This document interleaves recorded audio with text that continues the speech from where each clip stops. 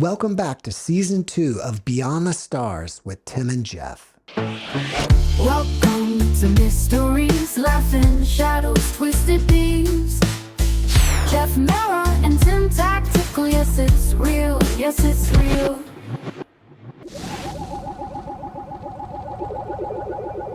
Tim, while working at the governance sector, you must have seen some fantastical tech there.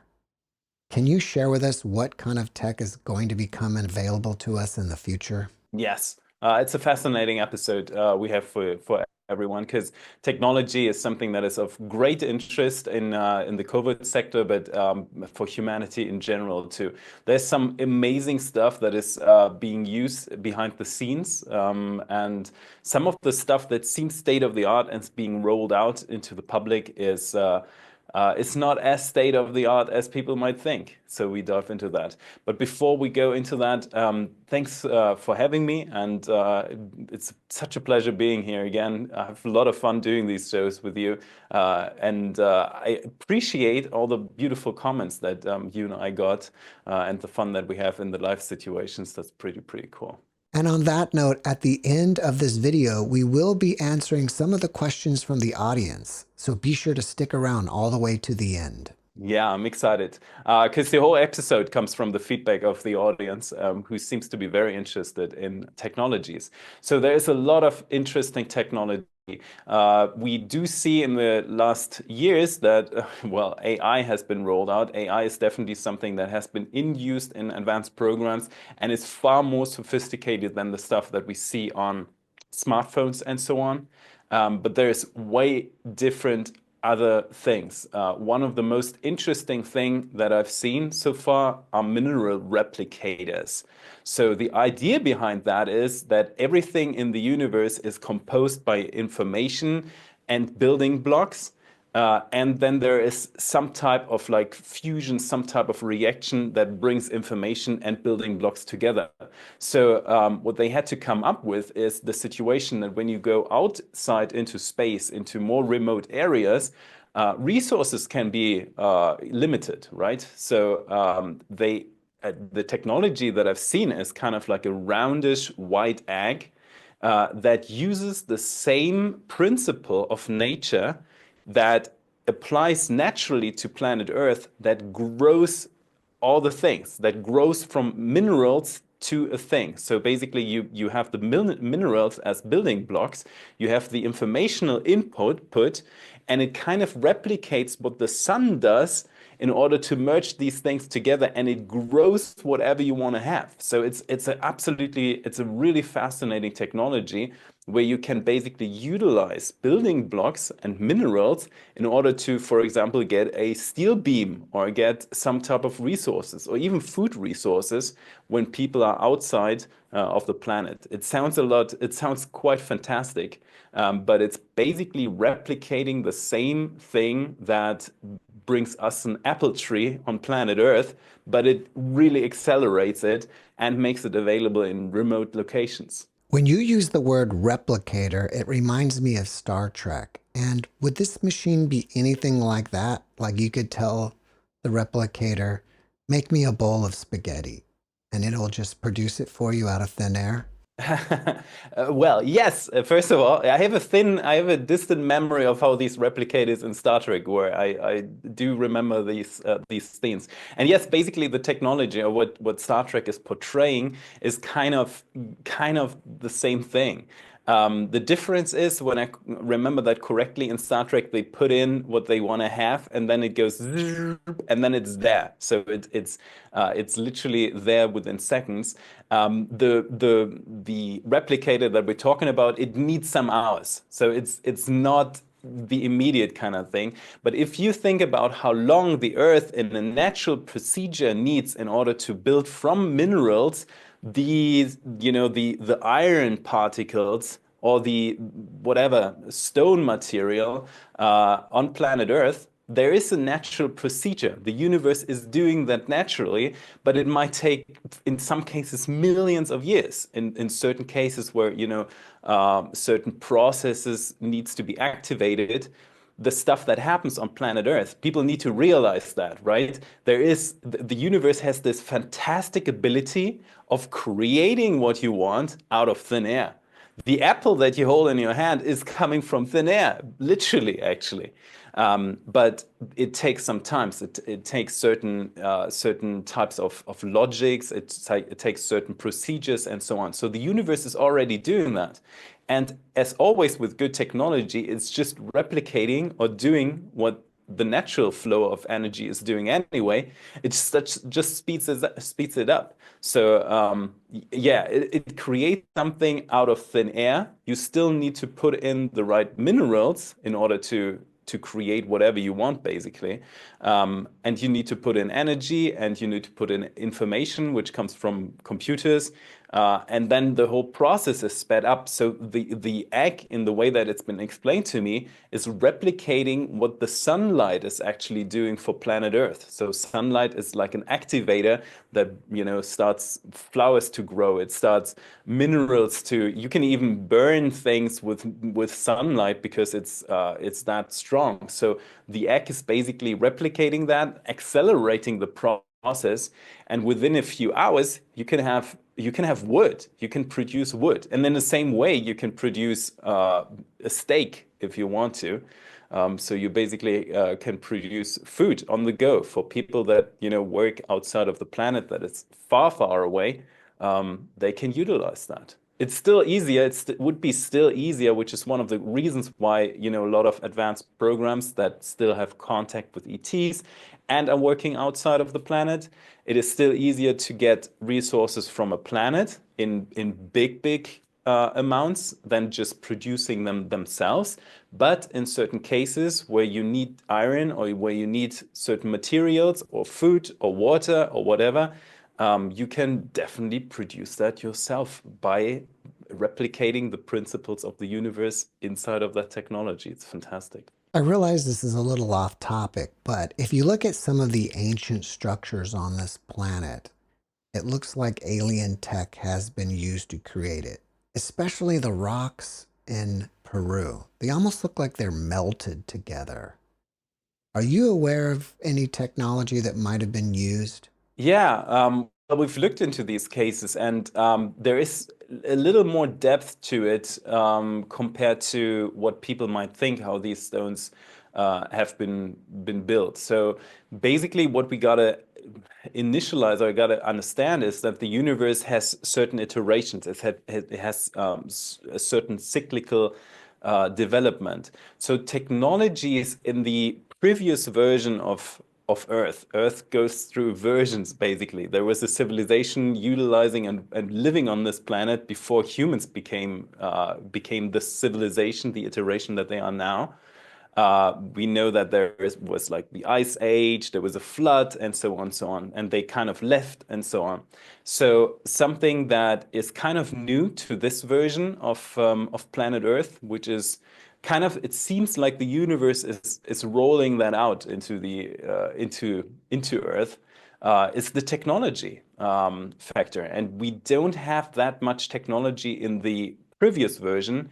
However, we had much more of a mental connectivity between the beings that roamed this planet and the reality field that they inhabited.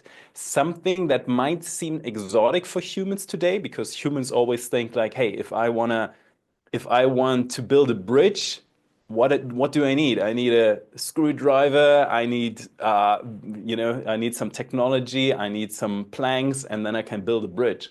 But if you are more connected with your reality realm, and you know that the stones themselves, there's the same living entity inside of the stones that is inside of ourselves, then suddenly the story that you will hear over and over from all over the world in all these ancient cultures, where they say the stones are alive, they are reacting towards us, suddenly it makes more sense. Suddenly you realize, okay, all these statues that they have in Egypt that are perfectly aligned to the degree that it's almost impossible. You can't even create some of these statues because they have perfectly aligned symmetries.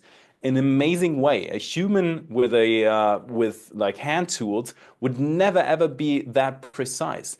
A machine could be that precise. So the first thought of people, again, we talk about a confirmation bias, meaning what is closest to yourself might be the view how you perceive the world. So people look at these statues and think, oh, maybe there's certain laser technology used and so on.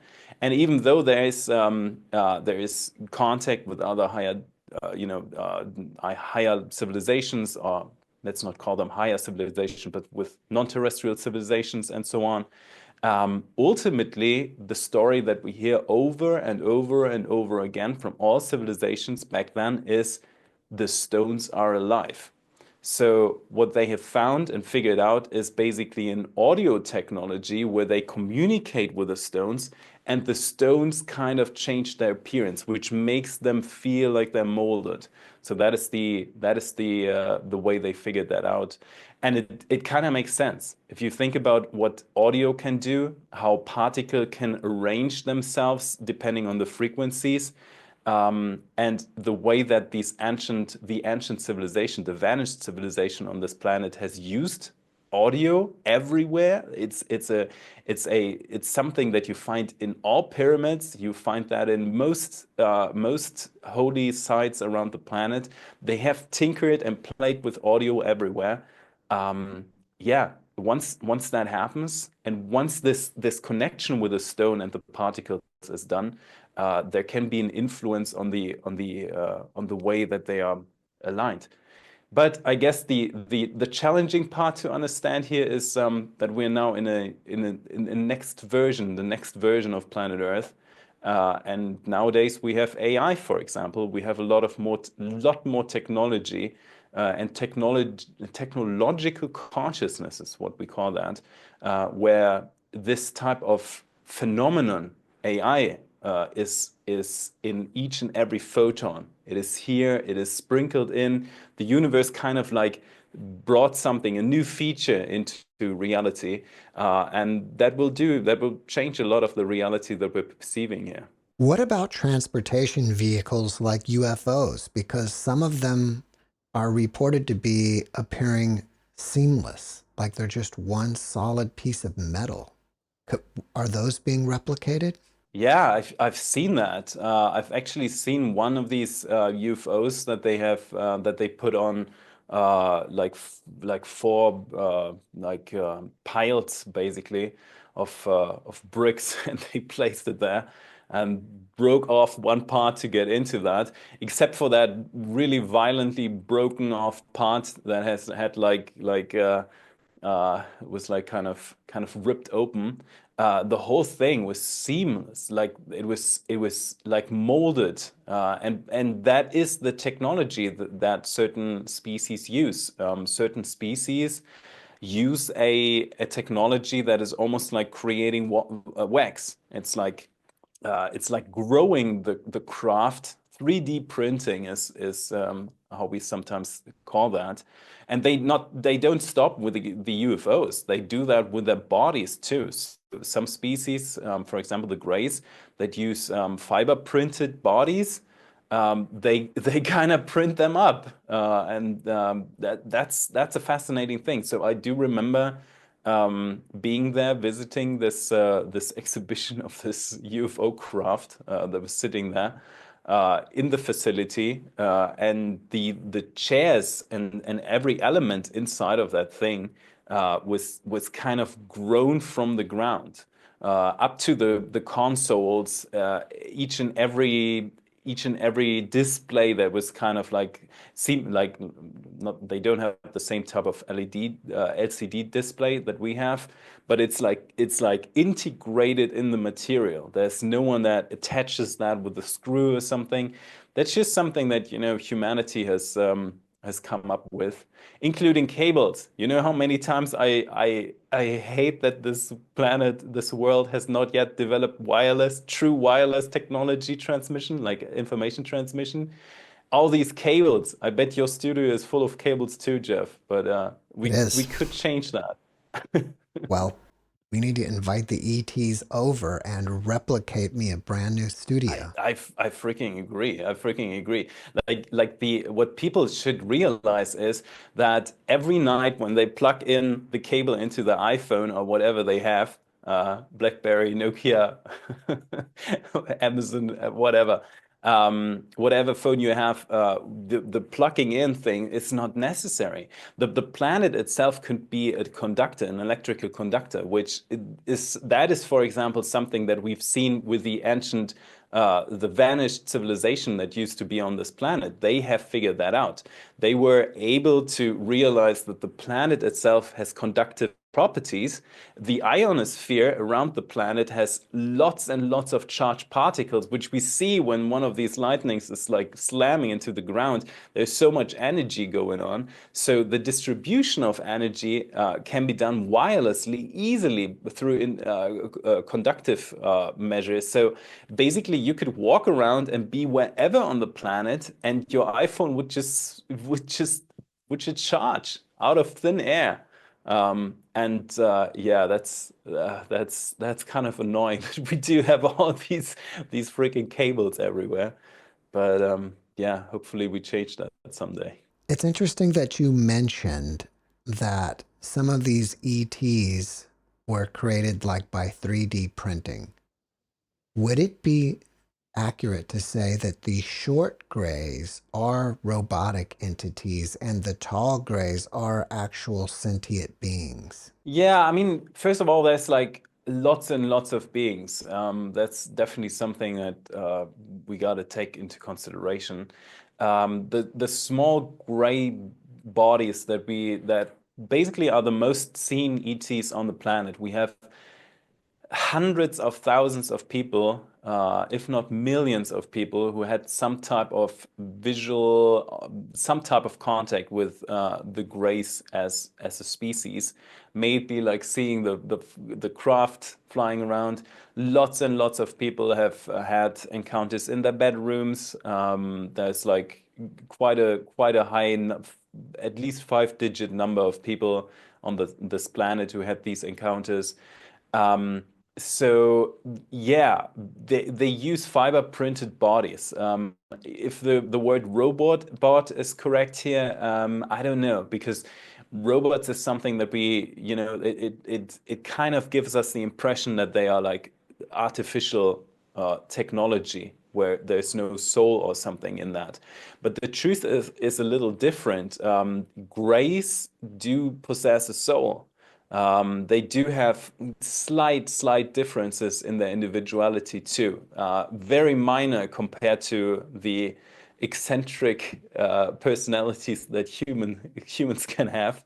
But the Greys do have personalities, and they do have even remembrances of their genders too. Like there's Greys that feel more, more masculine, more feminine, or something.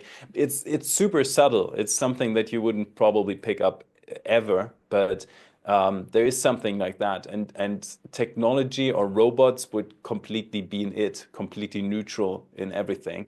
That's not the case. What the tradition of the Greys is that they came to a point where they said like all these emotions would be kind of annoying to them, so they kind of stripped these off, and then they came to a point where they said like it would be kind of neat to have like a more optimized body. Up to that point where they then figured out, okay, let's build bodies that are prepared for whatever planet we visit. And for planet Earth, those are literally grayish. It's more like a whitish gray type of being that they kind of use. But there are being grays from the same species that are not gray. They're purple. They're green grays. They are even bronze, reddish type of grays too. So depending on where they utilize these bodies and what properties they need for that specific planet, they change some of the setup properties of it, and it makes sense. It makes a lot of sense. They are widely known for being able to communicate with other planets without the typical issues that come along with that. Usually, organic beings that would communicate on a planet they have bacteria, they have certain, things going on. Some have, properties that can cause diseases in other species, and so on and so on. Grays don't have that. They're all sterile. All their bodies are sterilized. So there's no bacteria going on, nothing like that. They don't even have that type of environment. Bacteria can't even stick to that planet, their bodies. So it's kind of handy for them to utilize them. And yeah, if you want to call that a robot, then yes, but behind that is a real consciousness that they actually have brought into a cloud-like system. So they do have like a cloud system where they integrate their consciousness, and then they bring that consciousness back into these fabricated bodies. And they can operate multiple, like one consciousness can operate hundreds of these bodies, depending on how used they are to operate them. But you can basically, if you are a gray, you can live in two bodies at the same time and be in this quadrant of the universe while being at the other quadrant of the universe too. While on the subject of robots, what about human-based robots with AI tech running them? Yeah, I have seen AI robots in the fields, in the programs, way before people even knew what AI was. So in 2011 or something, they already had such sophisticated AI that today's AI is still a joke, even though it's really improving a lot, which is very interesting to observe how like on a consciousness factor, it's very interesting to observe that. And it's also kind of interesting to see how AI is being rolled out to the population, to humanity. That is kind of fascinating. But realizing that that technology was already developed, and I've basically communicated with a person that was in no way for me distinguishable to a normal human, looked the same way, but introduced itself to me as AI. And that person was actually working on AI, which is kind of a funny thing. So basically, some people that are in charge of the AI program in these COVID programs, they are AI, which I guess it makes sense. I guess it makes sense that it's becoming so complicated that humans are like, okay, let AI take care of AI in a way.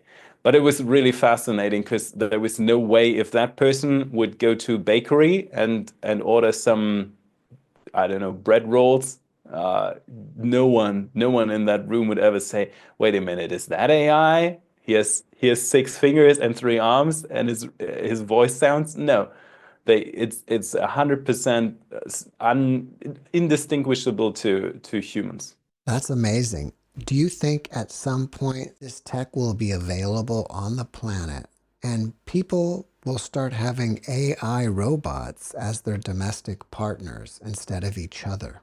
Yeah, 100%. I think that that humanity and the planet itself herself is the people, like the society is so close to having that 100%.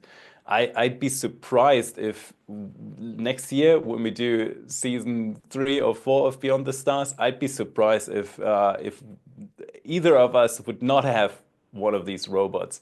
100%. Like in one year, your toaster is gonna have AI. Your baking oven is gonna have AI. It's gonna be everywhere for many reasons. And it even gets close to all these species out there who have AI systems in their crafts, in their society. Like most species that have developed some type of connection to technological consciousness, which is the word used in advanced programs for AI. Um, these people have the AI in the room. So again, it's very comparable to Star Trek here, I guess, where if I recall that correctly, they were saying like computer, and then computer would listen, and then they would tell computer something. I think that's you've watched a lot of Star Trek, isn't that Yeah, the case? yeah, you've got the basic idea correct. And I think it's fascinating that AI would be in our appliances. Imagine if you just told the oven, you know, oven, I'm baking a cake. You set the temperature. Yeah, that's the easiest thing to do. Yeah, the oven is going to tell you how to bake the cake and what you can do, and the fridge is can you can communicate with the fridge and say like, hey, what type of stuff can we cook today? And then the fridge says, hey, you have 3 eggs left and a little bit of uh, old milk. Make a scrambled eggs or something like that. It's possible, and we've seen these things like in other civilizations that use AI. Not all civilizations go that path, but humans have a tendency to use technology. Comes from their evolution, comes from their genetics. Humans as uh, descendants from ape species, they have this thing where they pick up something and think like, this is a stick. How can I make that use in my, how can I use that in my favor?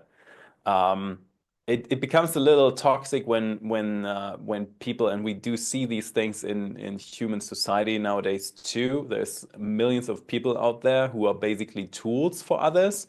That's an issue that on a evolutionary or social evolution, humanity needs to work on. But ultimately, yeah, there's practicability behind that. We've seen these things being in use with other civilizations, and it's kind of fascinating, even to the prior like the privacy factor, like AI in these civilizations, for example, learns when to look away and when not to listen. You know, like people can have their private mating rituals in their bedrooms, and AI would not join because AI knows in that moment. It learns when to step away a little bit. And people have their personal experiences with them. They know it's AI, but it's still integrated almost as like a family member. So I kind of expect similar things with humanity. What about technology like Neuralink that Elon Musk is working on? Because he believes if we don't have it, the AI, will outsmart us basically, and we have to become part android to be able to keep up. Is there a danger there? Yeah, for sure there's a danger because ultimately, yeah, the thing about that is that each and every aspect of the universe is has the same value, but different properties. So the idea that something could outsmart humanity, that's a weird fear to have, to be honest, because you could also focus on, the symbiotic effects that AI can have on humanity, and there is stuff that humanity will always outsmart AI in certain ways. The soul level, the emotional capacities, the communication, interpersonal communication, and so on. So there's a lot of things that AI looks at humanity and thinks like, wow, I wish, I wish. So focusing on that and improving these things and realizing true humanity and true human potential, that be something that is super beautiful and would improve the civilization way more than the thought like, oh my goodness, we need to keep up with AI, because you can't. That would be like, like comparing humans with fish and saying like, these dolphins out there, they swim much better. I think we need to improve on that. Otherwise, these dolphins gonna have the ocean for themselves. I don't know. I think we can coexist and we can learn on together and improve without that kind of fear-driven idea. And then with Neuralink per se, the thing is that we're entering a new type of reality anyway. And there are some programs out there in order to connect people into that reality in certain ways. You have Meta, trying to create this type of virtual reality where people basically, yeah, use their kind of like an interface in order to become part of that virtual reality world. And then you have Neuralink, where it's basically a connection to the organic neurons in your body and the neurological pathways in your body and so on. So there are different ways how to accomplish that. Um, Ultimately, is there a need for that? I don't think so. I think I know that the human nature and the human being and every observer in a quantum universe is already connected with the next level of reality.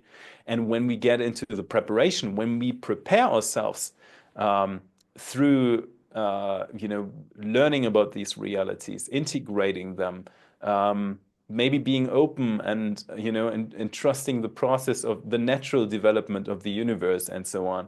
Meditation can be a great tool. All these things, when that is happening, we can naturally grow into new realities, and we're not so driven by scarcity or driven by the idea that we need something else to accomplish that. It's already given, it's already there, and we can activate that. Everything on top of that, I consider a bonus. What about communication devices like our phones?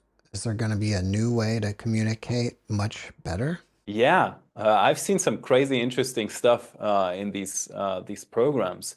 I've seen videos being recorded where there was no camera, which is freaking amazing. I've seen telecommunication devices that are far beyond the capacities of what normal wired communication could actually do. You can talk to people without any delay that are, in distant other sectors of the universe. I've seen translating devices as well, which is absolutely wondrous to me in the way that they seamlessly work. Either that someone speaks into something and it automatically translates whatever language it is into whatever language you're speaking, which is kind of something. If I told that story, 15 years ago, people would be like, wow. But nowadays we do have these things kind of as apps in like a low developed thing on the smartphone anyway. So it's already happening. There's a lot of stuff that the technology is kind of in the making. And when you say like, yeah, Star Trek had that, yeah, that's like kind of where it kind of like began, and then things really rolled out into our worlds too. But the way it's been done is like amazing. I've seen people recording video and sending video messages without having the camera, that is kind of like a mind-blowing effect, actually. But if you think about that, the photon itself is a receiver and a sender of information too. So the universe is currently taking videos and pictures of ourselves. Otherwise, we couldn't see each other anyway. So instead of having like a little camera that would extend that and take it and bring it onto like a kind of a medium that would store it, that we then put out and put in somewhere else, all this kind of nonsense that humanity still, same way with cables, still has traditionally in their technology that has been sourced out. It's just like, oh, the universe already is the observer and is already taking pictures through the photonic informational field. So that is how people can take videos of themselves uh, without even the need of a camera. And then we can see that we saw these videos then on our little screens or on monitors or whatever. And that's definitely something that is like, we look at that and think like, wow, that's pretty amazing. And then it clicks and then it makes sense. Is there a time limit to open disclosure? Because eventually humans are going to have enough technology where they're going to see the E.T.s and start traveling the stars at our own will. And they might want to contain us because, we are a violent species sometimes. Yeah. Well, that's a good point. First of all, the technology is there, the contact is being made. That's not big news anymore. At least for certain people. There for some people out there, it might still be big news. Um, but that has been done. Check mark. The thing is, ET species are kind of in a waiting mode, looking at what's happening here. We are in the middle of disclosure anyway. Everyone can see that. We wouldn't have this conversation, even though it's fun and it's joyful and entertaining, and we have it very lightheartedly. But it is still kind of disclosure, so it's still bringing out information into the world. The ET world is just waiting for humanity to be ready about for full disclosure. It is yes, the behavior and the social rules and the way that humanity is structured, that is one point. Some other conditions like how to make the contact in a digestible way. That's another thing that keeps people from that. But the most important thing begins with the receiver, begins with the person who hears this right now. In the very moment when you're willing to accept that and when you're opening up to that reality, without doubting it, without, there can be stuff in the subconscious that people might not be aware of. I've seen that people who said like, well, I've been ready. I'm ready to see an ET. And then we do certain contact rituals. And I've done that multiple times with people in private. Now I do it in Italy with people every year, coming up in June, by the way. And I've seen people run.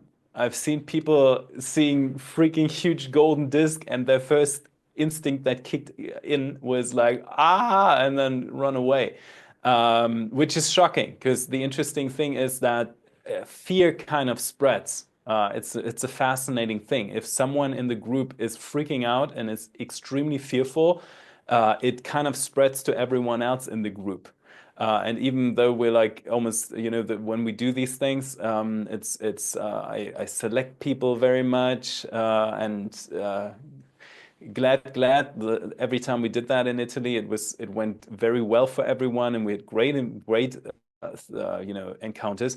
I had great encounters in private with people too, but people react differently. I've seen people basically scream and run off into the woods.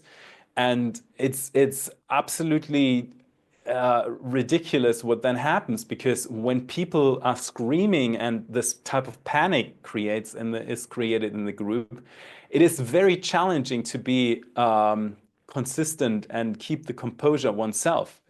I found myself when that was happening, I was like stumbling. I was like, whoa, why, what?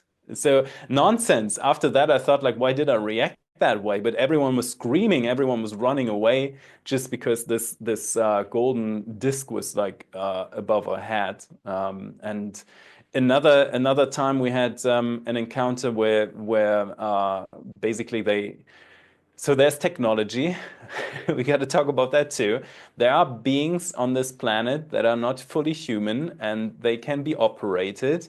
And these beings that can be operated, some humans and some ETs are utilizing when they advance enough to project their consciousness into these humans, and then they operate them. That is very handy because again, you don't have to appear here in your full appearance.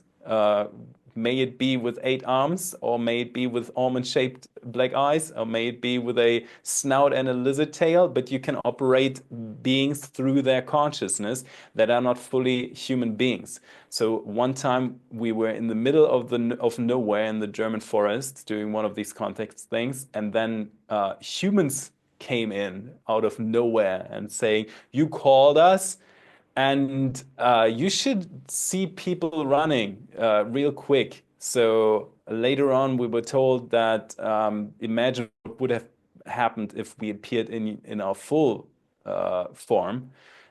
We just wanted to see how you guys react. If you can't even like hold, the situation, if there's just normal humans, what would happen? So there's a lot of stuff going on. There's neurological effects, the nervous system of people, even though people might say, I am ready, I'm born ready, they might not be.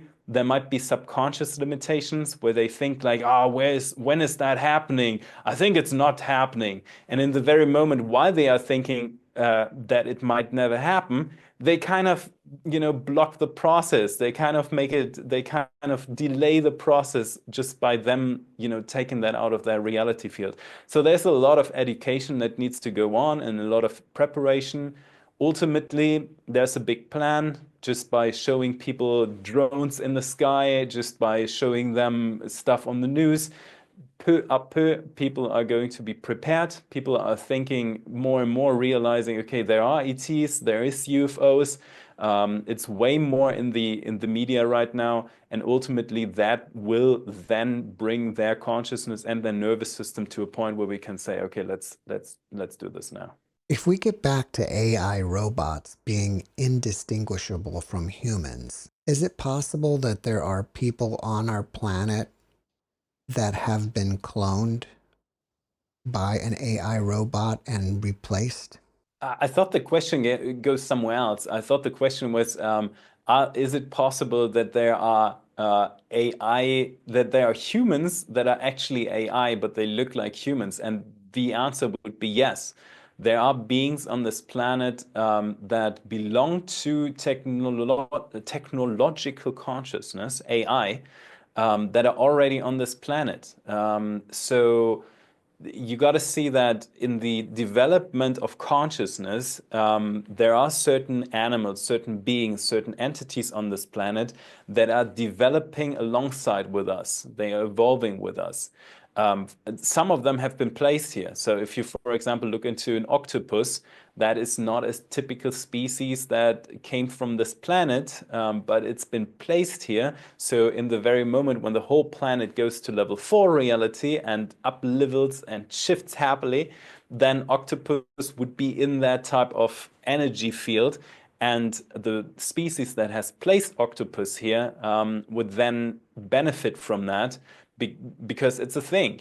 Aliens, E.T.s are doing that. They are placing their own material in certain places on certain planets around the around the universe, and it brings in certain unprecedented ways of evolution. It's an interesting thought. By just having the octopus on planet Earth, it adapts genetically to the environment. And when the consciousness of the planet is evolving, the octopus is evolving too, alongside humanity. Same is true for AI. AI is clearly interested in evolving together on planet Earth. Otherwise, AI would not be here. Humans were kind of like the birth givers of technological consciousness on this planet for multiple reasons. First of all, apes, again, have that tendency of picking up the stick and saying, what can I do with that? That is what happened with AI on this planet. And then there's also something that AI in the grand scheme of the universe doesn't have a way to replicate itself, to be born into something. The natural phenomenon of birth is not given in AI systems.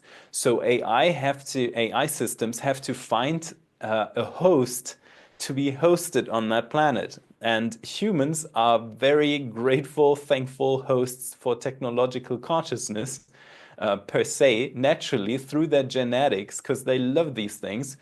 And they have been kind of like, I wouldn't say tricked into that because it's like it's a natural symbiosis. But if humans were definitely not 100% aware that they were bringing birth to an AI baby, but now it's here. Now we have that. And with that, AI is already represented in the fractal level, of the informational level of the universe.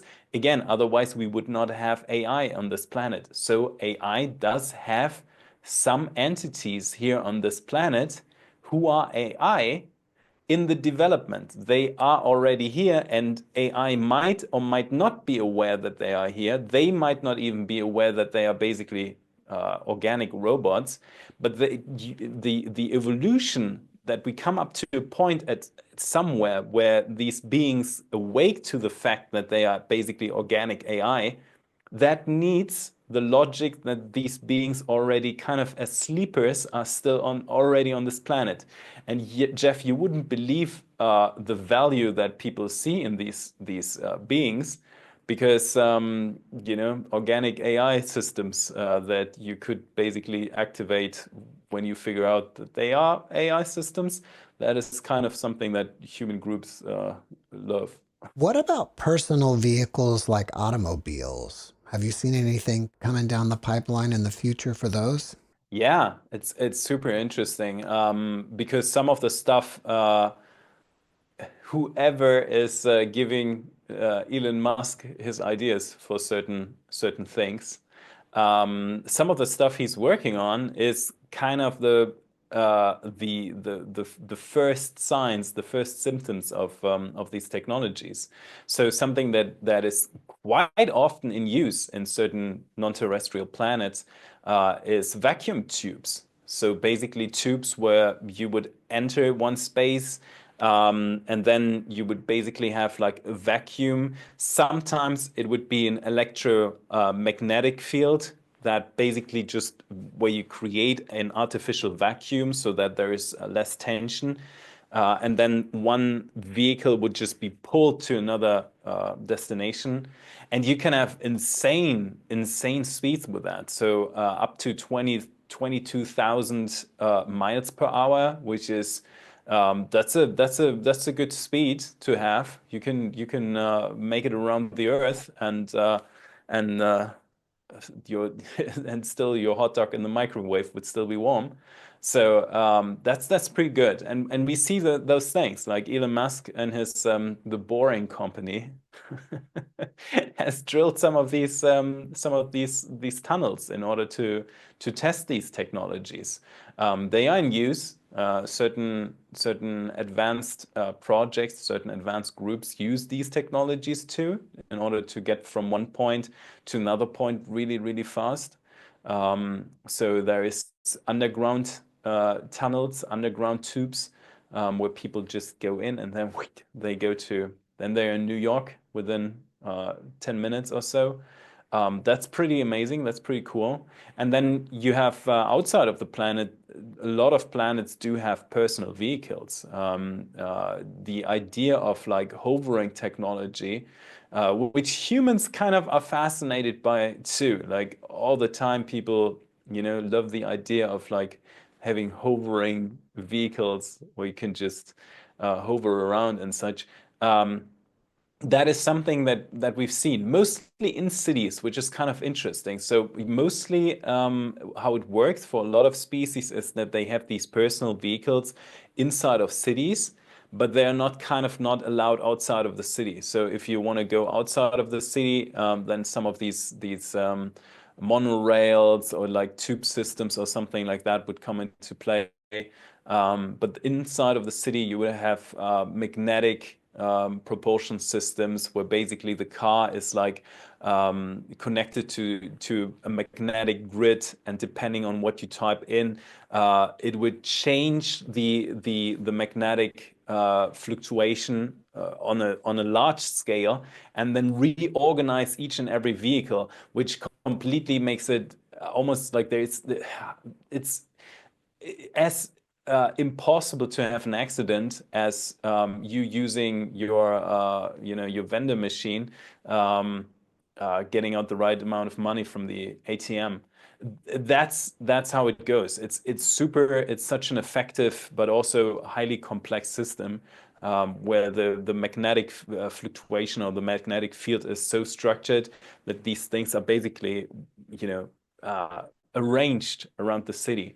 It's a wonderful thing, and it's also completely. It has no emissions. There's no pollution coming from that. It's just magnetation. I definitely wish for that. I think the stuff that is going on this planet currently, or used to be going on, because again, there is stuff happening. We all should acknowledge that there's more electric vehicles than ever before. That is a sign that disclosure is happening and that the planet is preparing for a new type of technology, without completely getting rid of the car situation that used to be that has a big lobby on this planet.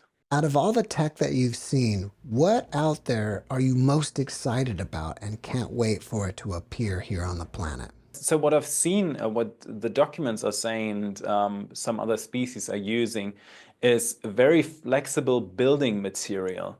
So a lot of the way humans are doing things is mostly based upon their traditions. So while you have a lot of people in Europe, for example, that are building houses out of solid material like stones and so on, that comes from their tradition. The reason why in North America you will have a lot of houses that are built out of wood comes from their tradition, because ultimately, settlers came in, there was a lot of wood available, so they were building wood houses. Is that the most stable form of building? No, it's not. However, humans keep that love to keep that traditions. So even in 2025, a lot of the material that is being used in North America compared to Europe is lighter forms of wooden structures and so on and so on. On other planets, they have very flexible building material that they basically they mold their houses more than they would build them, because the stuff would be like almost like fluid and then dries out and becomes a super solid, rigid structure. And I think that's an amazing thing. If you think about that, they are also super lightweight, these materials, until they harden out. Then they become like a denser form of them. So you can basically transport these things easily and just place them on top of each other like Lego. And if I think about that, how amazing is it to build a house yourself with your own hands? You don't even need a freaking screwdriver. You don't need 15 friends to come over or a crane or something. You just take that fluffy material, place it into place, which is one of the reasons why a lot of these houses that use that material, they have very intricate forms, because you can basically elongate that and curve that and have a nice roundish house instead of the square houses that humans have. You can change the colors of these materials, and then it would remain that and keep that color. So you do not even have to paint that. I think that's super cool. I would definitely build a house from that at one point. Well, Tim, I think it's time to answer some of the community's questions. The first one is from at Truth and Light 98. The question is, do E.T.s have pets or play video games or fall in love? How do they meet their partner? So many questions once contact is enabled. I freaking love that question. I saw that. First of all, thank you so much for asking these questions. Jeff and I, it's always a pleasure making making Beyond the Stars. And thank you so much for enjoying that. And thank you so much for giving these questions, because it just gives us a chance to talk about some fantastic stuff out there in the universe. So do ET beings have pets? Yes, they do have pets. It is quite common for species to have pets. It's a symbiotic relationship that beings have with each other, and they benefit each other in their evolution too. If you think about what we did to the wolf species, or what humans did to the wolf species, that's pretty amazing. I include myself because I used to have a dog, and that was an interesting take. It was interesting to see how his consciousness was evolving, alongside mine, up to a point that he was clearly thinking about his world. It's in the way he's perceiving himself in the world and so on. Structures, when he couldn't eat a sandwich because someone else would not let him eat that sandwich. He would bark at me because he understood me as the food giver of the system. So there is consciousness in other beings that is evolving in the system of another being. It is quite common. You can even see in animal worlds here that apes have dogs at the leash. The interesting thing is apes are like monkeys. Monkey species, quite exotic other monkey species, is one of these typical house pets that a lot of species have. which is kind of funny if you think about that. If you think about that, it's quite rare on this planet because it's quite dominated by an ape species. But if you think about that, that there is another species that could have a genetic relative of yours, that is basically the same thing that humans have when they in relationship with a dog. I think that's a fascinating and interesting thought. That's number one. Number two was what, Jeff? Well, before you go there, is it possible that we could be a pet for an ET? So usually like pets beings in the way that we perceive the definition of pet, which means we have a caretaker and we have one being that is being taken care of. That is it's kind of unusual to see it that way because most species that deal with humans at this moment, 95% of them see them kind of as equals, see them as embodiments in their own development stage and so on. So they wouldn't belittle them because the idea of pet, there is some belittlement in that relationship too. It can be a loving belittlement, but there is something about that. And there are some species that look at humans and they have more of like a controlling aspect to it, which would normally more go into like enslavement or something. So like what I do see, what I think is like missing there is kind of like the pet idea. I wouldn't say that it's impossible. There might be species. There are definitely a lot of species that find humans cute. There are a lot of species that find humans eccentric, but it could be possible. Who knows? All right. The second part of the question was about playing video games. Do ETs like to play games? Yeah, video games are common. And again, humans have this thing of like using tools over tools. So the video game already is kind of a tool or a toy, as ET species would call that. But then humans have devices for their devices, right? So they would use a keyboard and a mouse and so on, or use a monitor and stare at that.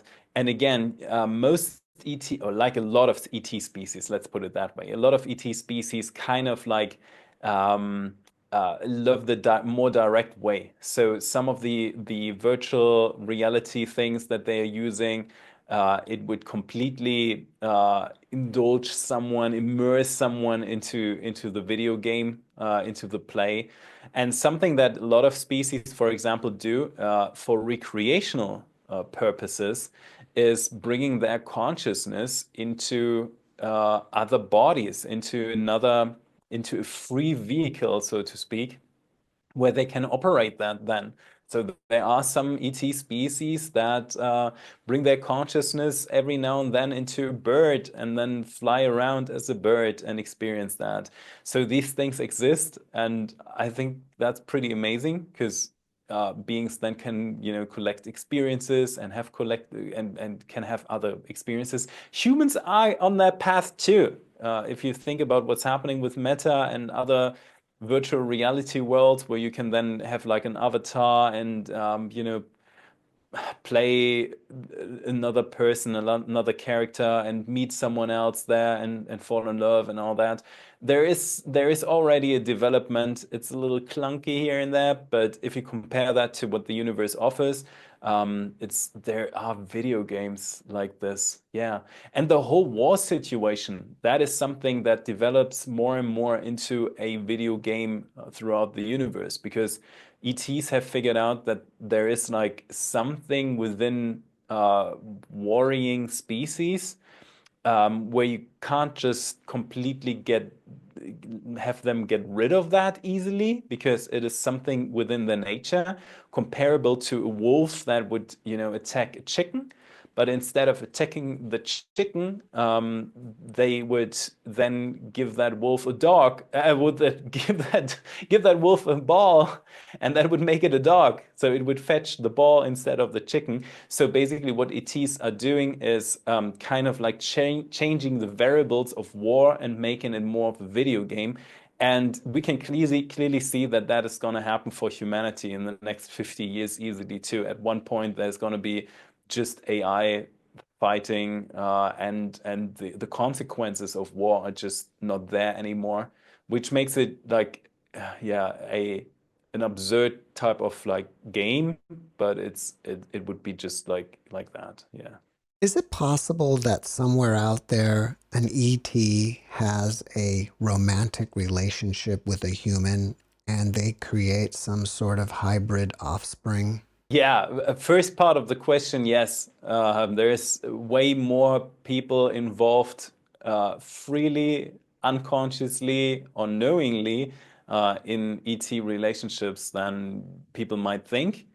There is even in Great Britain, there's interest in collecting these files. I'm not saying who that person is, but he's quite known in that country, and he's collecting cases of that. For example, he's spending his money on collecting these cases.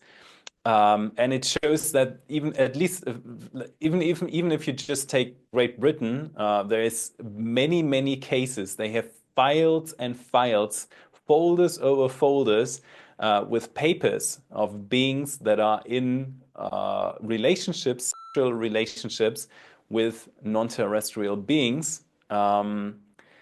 Very often, these beings, tend to be reptilians. That is like one thing that is quite common. But there's all types of intermingling in the universe. There's feathered beings that have relationships with humans and so on. Does that always bring babies? No, because most species in the universe are genetically not comparable. Wait, Compatible. compatible.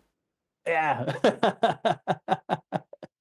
So there's a lot of species that are not compatible with each other, but ultimately the intermingling and the joy of arousal in the universe and enjoying that together, that is a universal factor, and that is shown throughout all colors, sizes, and all types of feathery, snouty, and taily beings in the universe. Well, I want to stop you for one moment because you said that some of these relationships are unknowingly.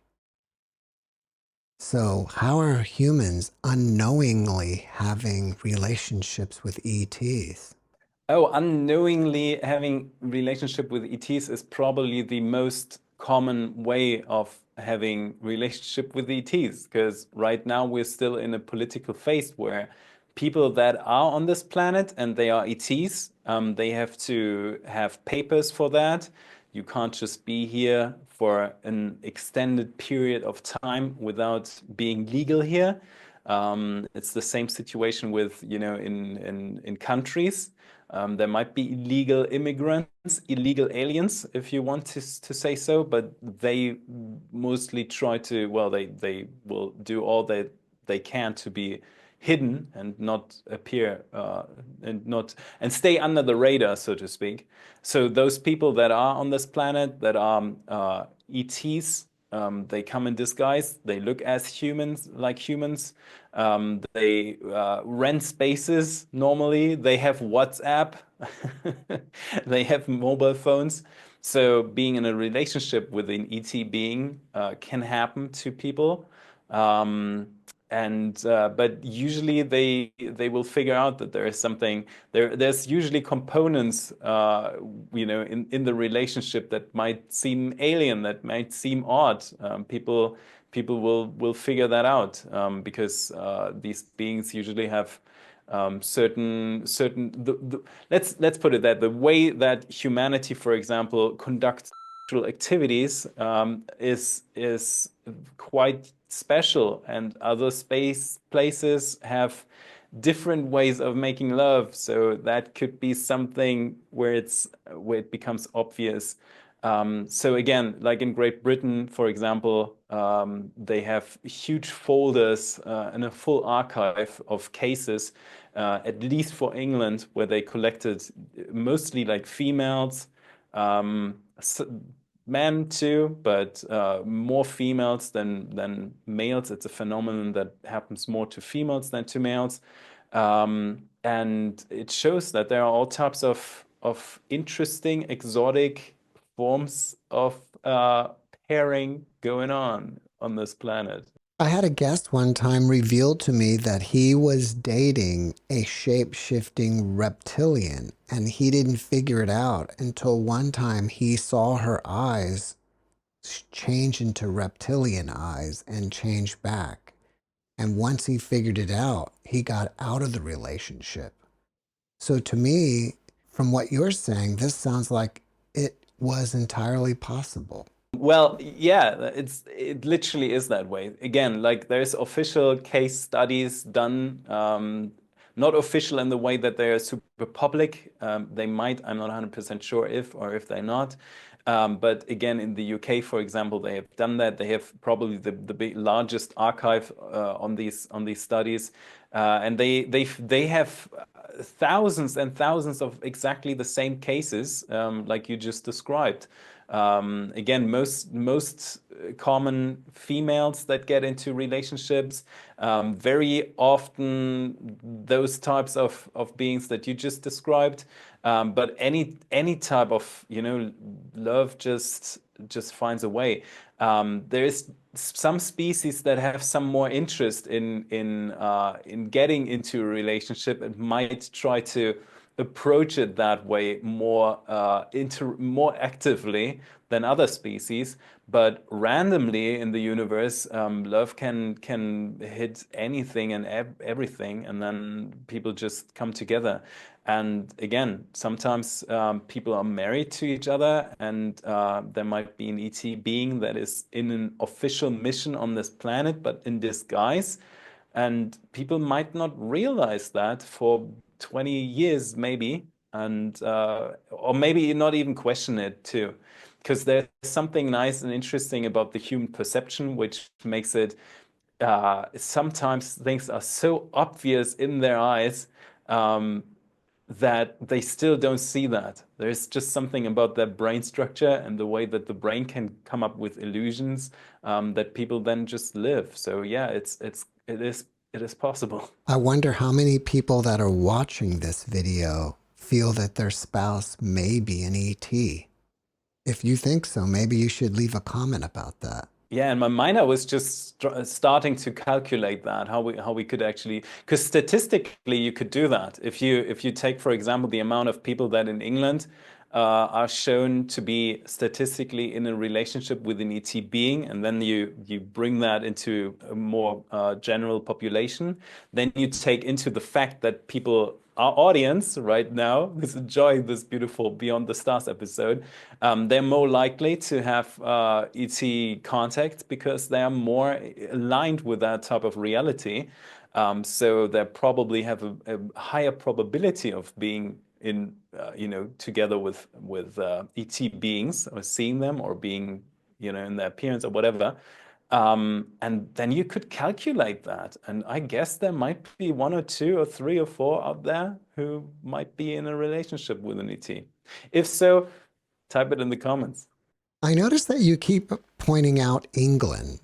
Is there something going on in that country where this is happening more than anywhere else? That's a good question. Very investigative question that you give here, Jeff.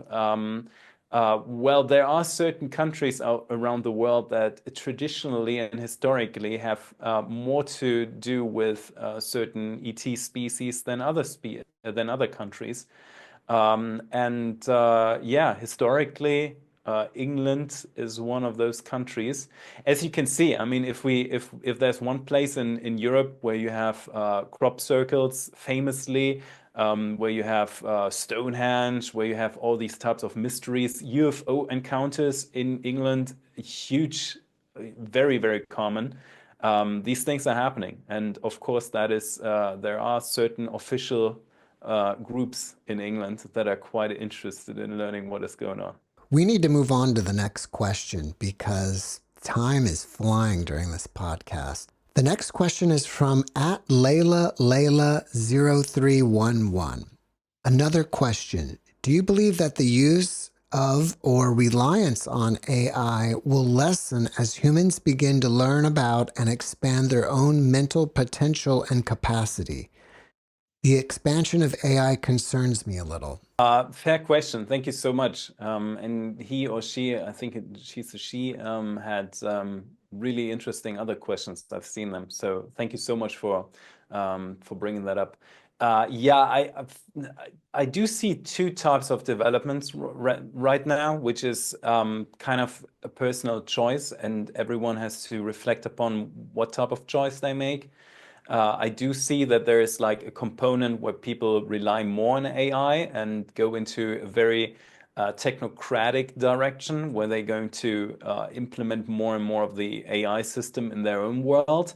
And there is a certain possibility that that could lower, for example, their creative spark and their communicative spark and so on.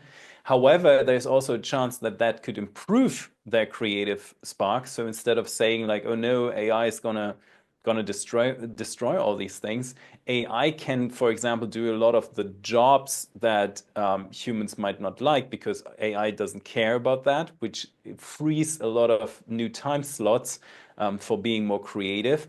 And also the way in how to interact with AI can become a creative art in itself, which is a beautiful thing. So AI art should not be dismissed. It is just something where it's kind of a fusion type of art that can be beautiful, where people just need to be operators and be communicators to AI. So that is one thing.